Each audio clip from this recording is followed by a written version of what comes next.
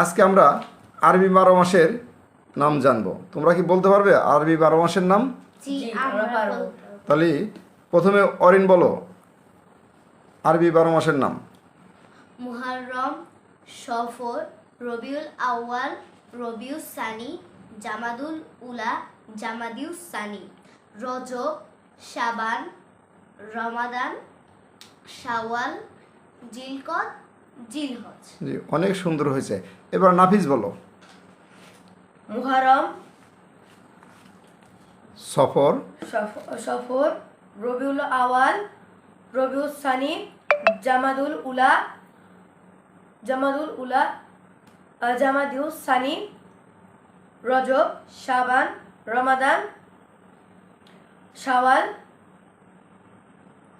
জিলকদ, জিলহজ। অনেক সুন্দর হয়েছে।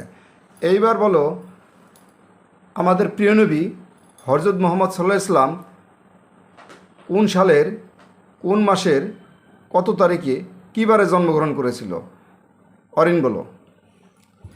আমাদের প্রিয় মহানবী আমাদের প্রিয় নবী হযরত মুহাম্মদ আমাদের প্রিয় নবী হযরত মুহাম্মদ সাল্লাল্লাহু আলাইহি সাল্লাম 570 খ্রিস্টাব্দের রবিউল আউয়াল মাসের 12 তারিখ সোমবার জন্মগ্রহণ করেন। অনেক সুন্দর হয়েছে। নাফিস বলো রমাদান মাস আরবি মাসের কততম মাস? 9 মাস। 9তম মাস। নাফিস বলো আরবি মাসের প্রথম মাসের নাম কি? মুহররম। মুহররম মাসে। অরিন বলো আরবি মাসের শেষ মাসের নাম কি? আরবি শেষ মাসের নাম জিলহজ।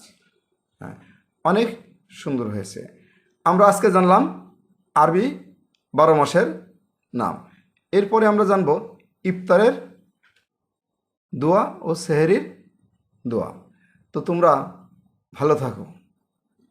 ভিডিওটি ভালো লাগলে সবাই অবশ্যই শেয়ার করে দেবেন এবং যাতে অন্যেরা ভিডিওটি দেখার মাধ্যমে এই আরবি 12 মাসের নামগুলো জানতে পারে। ধন্যবাদ অরিন তোমাদেরকে।